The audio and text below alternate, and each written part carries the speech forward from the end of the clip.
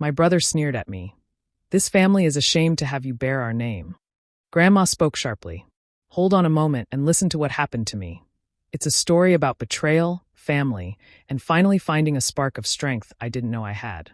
I had always been the quiet one in the Larkins family. At 22, Emery Larkins, kept my head down, studied hard, and tried to avoid drawing attention.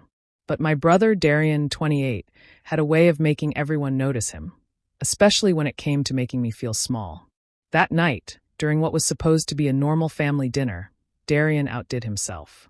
He leaned back in his chair, smirked, and said loud enough for everyone to hear, "This family is ashamed to have you bear our name." The words hit me like a punch I couldn't dodge. My cheeks burned, and the air around me felt heavier, suffocating. I froze, unsure whether to cry, shout, or run out of the room. My parents, predictably, stayed silent, glancing anywhere but at me.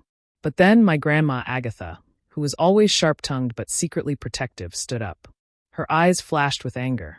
"Darian," she said, her voice cutting through the tension, "you've crossed a line no one else here will tolerate."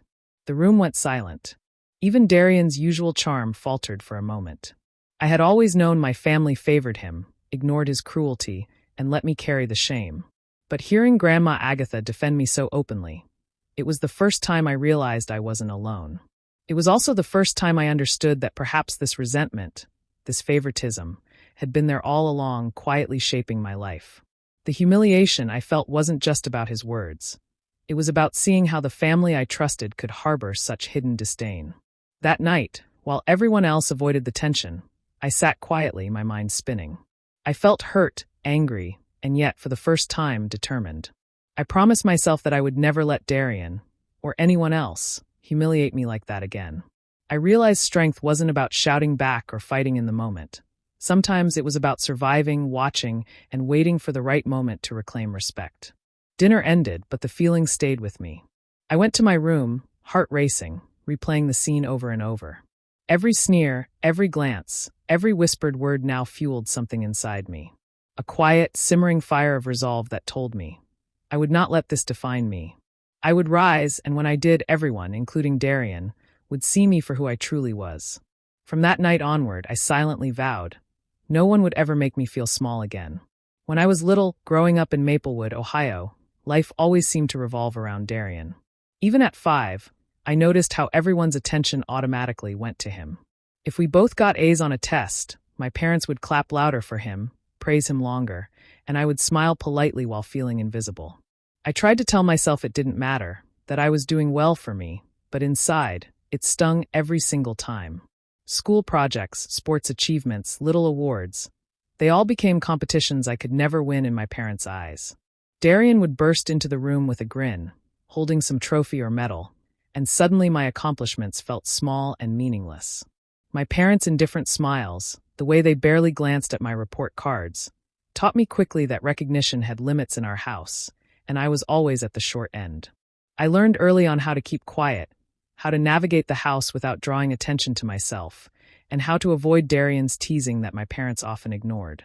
He would call me names in front of friends, boast about being better, smarter, faster, and my parents would either laugh awkwardly or shake their heads at me as if I were too sensitive. The more I tried to prove myself, the more invisible I became, and the sharper the lessons of unfairness cut into me. Yet, even in that shadow, I began to notice things about myself that no one else did. I could read people quickly, predict what they wanted or expected. I learned to notice details others overlooked and to plan my moves carefully so I could avoid confrontation or embarrassment.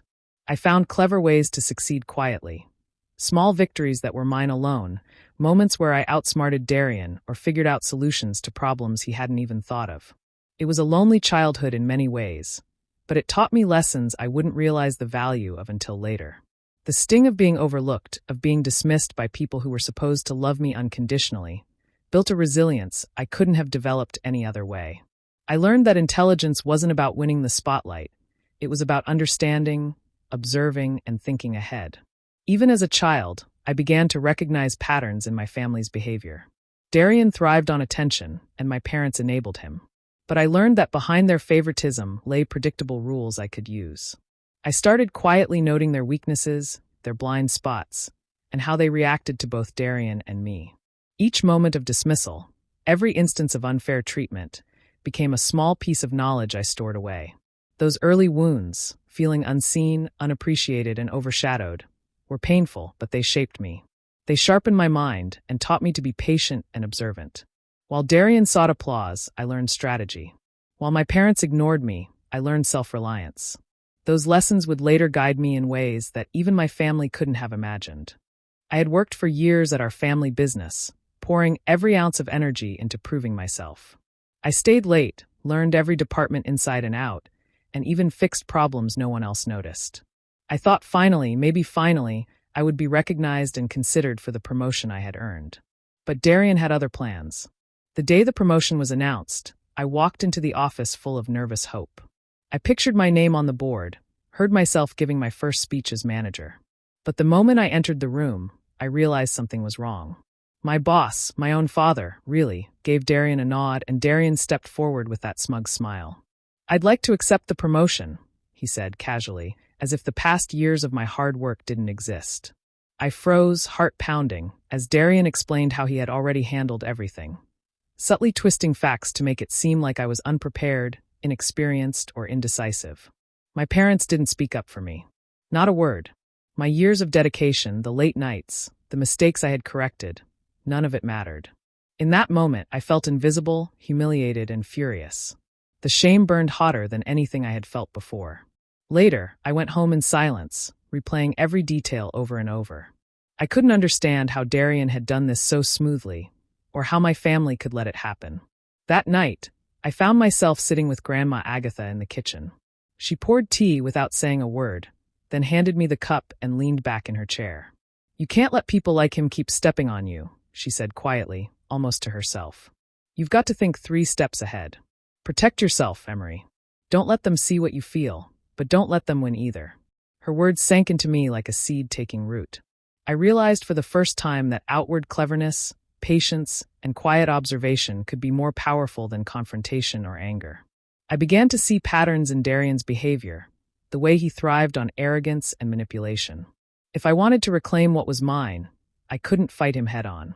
I needed subtlety, strategy, and patience.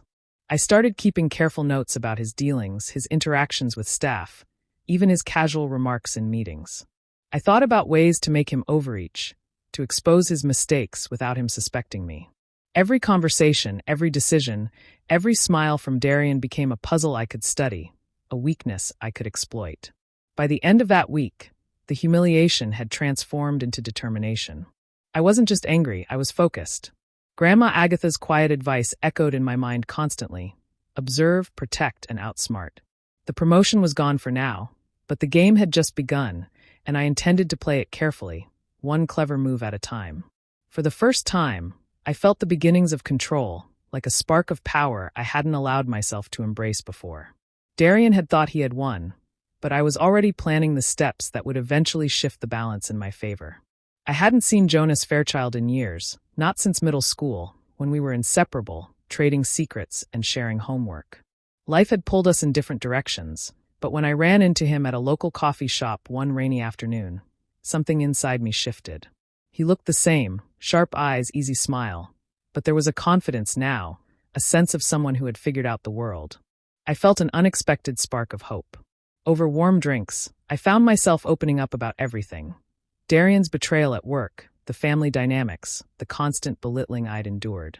I didn't expect Jonas to take sides, but instead of brushing me off, he leaned forward, eyes serious.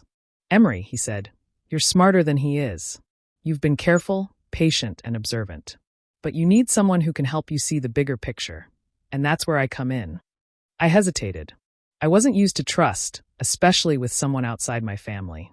But there was sincerity in his tone I couldn't ignore. He explained that as a lawyer, he often saw people like Darian, manipulative, charming on the surface, but reckless underneath. "People like him think they're untouchable," he said. "They don't consider the consequences of their actions if someone actually watches, documents, and plans carefully." We started quietly brainstorming. Jonas suggested ways I could gather proof of Darian's corruption at the family business without drawing attention. He emphasized keeping records, noting discrepancies, and documenting any misuse of funds or abuse of authority. Every tip he offered felt like a lifeline, giving me tools I'd never thought to use before. I felt a strange mix of relief and excitement. For the first time, I wasn't alone in this. I had an ally who could guide me through the legal and strategic parts of fighting back. But more than that, I started to feel a sense of clarity I hadn't had in years. Where before I'd been reactive, angry, and hurt, I was now planning, thinking ahead, envisioning moves that could shift the balance of power in my favor. Jonas didn't just give advice. He encouraged me to trust my own judgment. "You know him better than anyone," he said. "Use that knowledge. You already have the advantage. You just need to apply it strategically." I realized he was right. Years of being underestimated and overshadowed hadn't made me weak. They'd sharpened my mind, taught me to read people, and given me patience that Darian lacked. As the meeting ended and I walked home, the rain soaking my jacket, I felt a new confidence rising inside me. The fear and shame that had weighed so heavily over the past months were slowly being replaced by focus and determination. Darian had no idea that the quiet, observant sister he had always dismissed was now forming alliances, collecting information, and thinking steps ahead. By reconnecting with Jonas, I finally understood that I didn't have to face him alone. I had resources, intelligence, and a plan forming. The long, careful game of reclaiming power had begun, and this time, I would make sure Darian couldn't see the moves coming until it was too late. The first opportunity came sooner than I expected. Darian had been working on a major client deal, one that the family business had been chasing for months. He strutted around the office, confident as ever, boasting about how smoothly everything would go. I watched quietly, taking notes, paying attention to every detail he mentioned, every assumption he made. His arrogance was like a window into his weaknesses. If I timed things right, it would work in my favor. I waited until a critical moment, then subtly planted a suggestion in one of the client emails. It was small, almost invisible, but it introduced a minor miscalculation in the proposal that only I had noticed before. Darian never questioned it. He trusted his own charm and speed more than the details. I made sure it looked accidental, as if someone on the team had simply overlooked it. No one suspected me, and I didn't leave a trace. The day of the client presentation, I observed from my desk while Darian confidently led the meeting. Halfway through, the client raised an eyebrow and asked for clarification about a key figure. Darian stumbled, fumbling through numbers he had never actually checked. He laughed nervously, trying to regain control, but the damage was done. The client exchanged glances, jotting notes, and Darian's smug confidence cracked just enough for everyone to notice. It was minor, nothing catastrophic, but it was enough to show cracks in his armor. I felt a quiet thrill watching him struggle. No one suspected me, and Darian didn't connect the dots. The small victory was like a spark, proof that careful planning, timing, and patience could yield results. I realized that I didn't need to confront him directly or argue to prove myself. Instead, I could use observation, intelligence, and the tiniest nudge in the right place to turn his arrogance into weakness. Over the next few weeks, I repeated the strategy in small ways. A forgotten detail in a report, a misdirected memo, a subtle reminder to a client that contradicted one of Darian's assumptions. Each small action was carefully measured, just enough to plant doubt without revealing my hand. The pattern became clear. Patience and subtlety were more powerful than anger or confrontation. I started feeling a sense of control I hadn't experienced before, watching him flounder without knowing why. Every time Darian misstepped, my confidence grew. I wasn't just retaliating. I was learning the rhythm of influence, the delicate balance between action and observation. My years of being underestimated, of being ignored and overshadowed, had trained me perfectly for this. I began seeing the bigger picture, anticipating his moves and planning mine in advance. By the time I left the office each day, a quiet satisfaction settled over me. The first strike had been successful, and it proved something I had long suspected. Patience, cunning, and subtlety could outmatch arrogance and recklessness. The game had begun, and I knew I was ready to play it carefully, strategically, and without mercy. Darian might still think he was untouchable, but the truth was, I was already several moves ahead. I had always suspected there were things in my family I didn't know, little whispers and glances that never added up. One evening, while going through old financial documents in the office, I stumbled across something that made my stomach twist. Buried under routine papers was a folder labeled with Darian's name. Trust fund statements, inheritance documents, and legal papers that clearly showed he had been receiving far more than anyone had ever admitted. I sat there, stunned. Every sacrifice I had made, every hour of hard work, had been overshadowed not just by his arrogance, but by a system my parents had deliberately created. They had shielded him, giving him advantages I had never received. My entire life of feeling overlooked, underestimated, and dismissed suddenly had a new, bitter context. The betrayal wasn't just personal, it was systemic. It cut deeper than any insult or humiliation. For years, I had worked under the illusion that the playing field was even, that if I tried hard enough, recognition and fairness would come. But this proved the truth. My parents had favored him from the start, protecting him, giving him resources, and keeping me in the dark. Every promotion I had missed, every opportunity one thought I had been denied due to incompetence, now revealed itself as a calculated imbalance. I felt a storm of emotions, anger, hurt, and a growing sense of determination. Darian's smug confidence now seemed almost laughable. He had thought he had it all without effort, while I had been forced to navigate the shadows of a family that never truly supported me. The injustice was staggering, but in that moment, I realized I had discovered a weapon, and one that could be used carefully. That night, I went to talk to Grandma Agatha. She was in her usual spot, knitting quietly, her eyes sharp and knowing. I hesitated at first, unsure how much to reveal, but something inside me compelled me to speak. As I told her what I had found, she didn't react with shock or disbelief. Instead, she leaned back, studied me, and said, "You see the truth now. That knowledge, handle it wisely, Emery. It's not about revenge for the sake of anger. It's about showing them the respect and fairness they've denied you. And yes, sometimes truth is the sharpest tool we have." Her words sank into me. She wasn't telling me to strike blindly or lash out in rage. She was teaching me strategy. This secret, this unfair advantage Darian had been given, could be used to shift the balance in ways that were both clever and undeniable. It was a turning point. My anger had become focus, my resentment had become fuel, and my cunning had a purpose beyond mere retaliation. By the end of the week, I had a plan forming in my mind. The trust fund and inheritance weren't just symbols of what Darian had stolen from me. They were keys.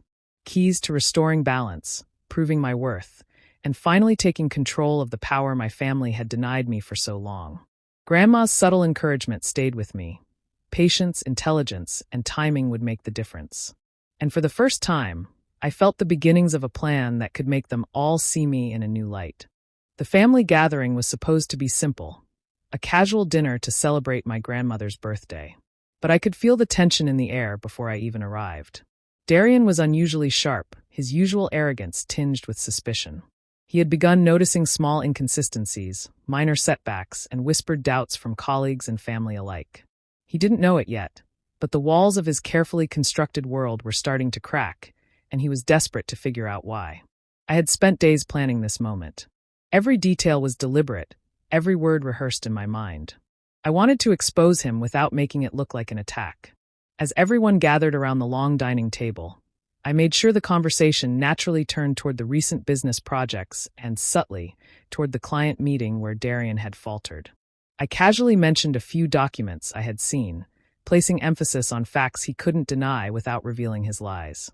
At first, Darian laughed it off, trying to charm the room with a grin and a few offhand jokes. "Oh, Emery's imagining things again," he said, flashing that infuriating confidence. But I stayed calm, letting the seeds of doubt grow. I referenced emails, meetings, and proposals, phrasing everything as questions rather than accusations. "Isn't it true that the numbers in the last report didn't match the client's expectations?" I asked lightly, making eye contact with others at the table. His face went stiff. He tried to twist the story, blaming clerical errors and miscommunication, but I was ready. I had prepared a few subtle reveals, copies of the emails he had sent, notes from the client, small inconsistencies he had overlooked. I let them speak for themselves, careful not to raise my voice or seem vindictive. The room shifted. Family members exchanged glances, sensing something Darian didn't want them to see. Darian's charm faltered under the weight of proof. He stammered, searching for a way to regain control, but each attempt only made the truth clearer. The more he tried to manipulate the story, the more obvious his lies became. The power in the room had shifted, and for the first time, I wasn't shrinking under his presence. I could see the frustration building behind his eyes, the cracks in his confident facade. Through it all, Grandma Agatha watched quietly, knitting in her usual chair, her gaze sharp and unwavering. I I could feel her pride, even without her saying a word. Her silent support reminded me that courage isn't just about confronting someone. It's about preparation, patience, and choosing the right moment to reveal the truth. By the end of the evening, the confrontation had done exactly what I intended. Darian was flustered, exposed, and unable to control the narrative. My family's perception of him had shifted, and I felt a new sense of strength rising within me.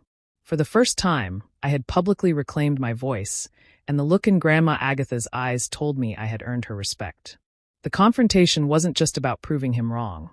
It was about proving to myself that I could stand firm, think strategically, and face him head-on without fear. The weeks after the confrontation felt like watching a slow, unstoppable tide. Darian's mistakes, once hidden behind charm and confidence, began surfacing everywhere. Clients who had trusted him now questioned his judgment. Deals that had seemed secure started falling apart, often because of small errors he had made but refused to acknowledge. Rumors spread quietly through the business community, whispers of mismanagement and arrogance that no one could ignore. I watched from a careful distance, knowing my earlier actions had set the stage. Every subtle correction I had made, every document I had documented, every overlooked detail I had quietly flagged, now amplified the impact of his failures. He had built a reputation on seeming infallible, and now the cracks were widening so quickly that even his closest supporters began to doubt him. It wasn't just professional consequences.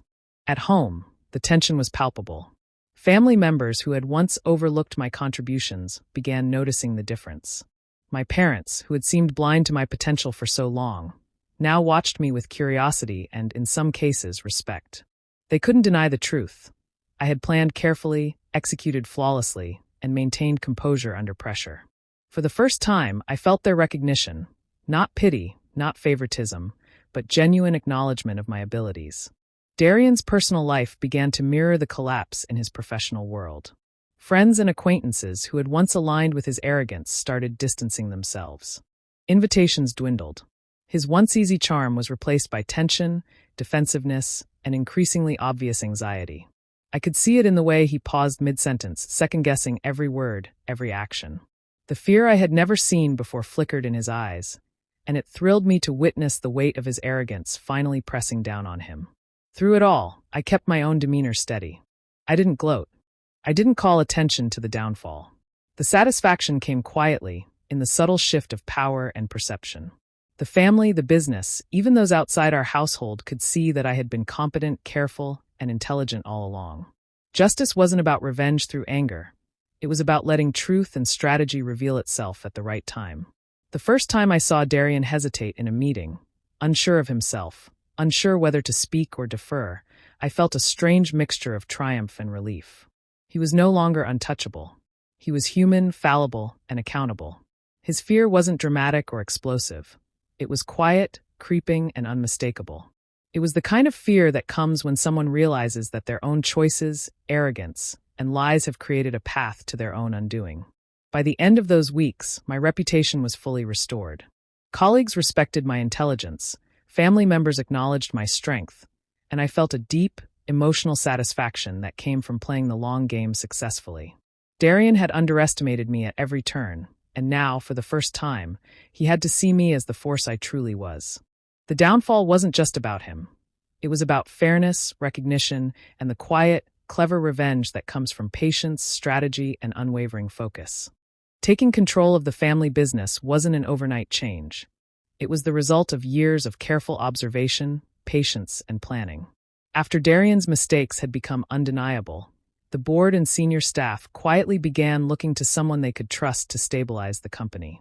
I had spent years proving my competence without needing recognition, and now those quiet efforts finally mattered. When the opportunity came to step into a leadership role, I accepted it with calm confidence, knowing that my work would speak louder than any words. The first weeks were a whirlwind of decisions, meetings, and rebuilding trust. Employees who had once doubted me now looked to me for guidance, and I felt a quiet satisfaction in seeing the business stabilize under my direction. I approached every situation strategically, balancing firmness with fairness, ensuring that every choice strengthened both the company and my credibility. The satisfaction came not from defeating Darian, but from knowing I could lead effectively, with integrity, and without fear of favoritism or manipulation. Rebuilding relationships with supportive family members became another important step. Grandma Agatha remained my steadfast ally. She was always in her chair with a watchful eye, offering advice only when necessary, but her pride in me was unmistakable. We spent time together discussing business strategies, but more importantly, she reminded me of the value of patience and perspective. I also began connecting with other family members who had quietly supported me over the years, listening to their stories and acknowledging their efforts. Slowly, the emotional distance caused by past betrayals started to close, replaced by mutual respect and understanding. During quiet moments, I reflected on how much betrayal had shaped me. Darian's arrogance, my parents' favoritism, and the years of being underestimated had left deep emotional scars. But I realized those experiences had also honed my patience, sharpened my mind, and taught me the importance of observing before acting. I could see now that every challenge, every slight, had prepared me to handle leadership with wisdom and strategy. The pain of betrayal was no longer a source of anger. It was a foundation for strength and insight. I made a conscious decision to move beyond petty revenge. There was no need to humiliate Darian further or dwell on past slights. My focus was on justice, respect, and earning recognition through my own actions. Leading the company successfully, making fair decisions, and protecting the business from internal missteps became my priority. This approach brought a sense of fulfillment I hadn't expected. Success wasn't just measured in numbers or promotions. It was measured in integrity, in seeing fairness restored, and in reclaiming my rightful place without compromising my principles. By the time the first quarter under my leadership ended, the business was thriving, relationships with allies were strengthened, and I felt a sense of clarity I had never had before. The path to power had been difficult, but it had been earned. I was no longer the overshadowed sister, the quiet observer, or the one dismissed. I was Emery Larkins, fully in control, guided by intelligence, patience, and a desire for respect rather than revenge. It was liberating, and for the first time, I felt that true strength came from knowing when to act, and when to simply rise above. The moment came quietly, without the pomp or drama that had marked our earlier confrontations.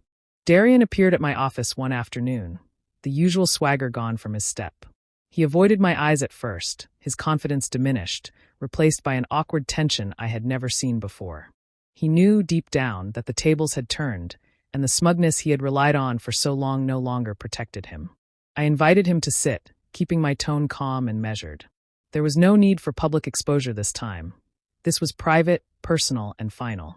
I could have delivered a lecture, recounted every betrayal, every slight, and made him feel the humiliation he had so often inflicted on me. But I didn't.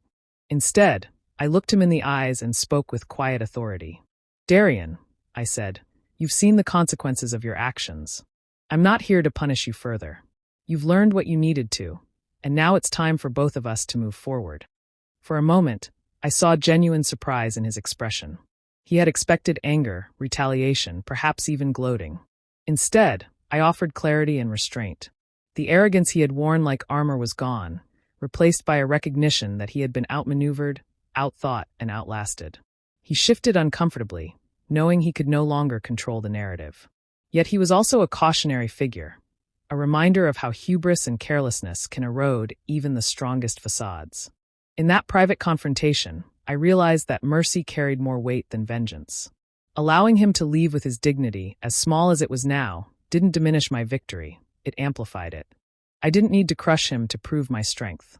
The real triumph lay in the power I had earned, the respect I had restored, and the strategic patience that had brought me here.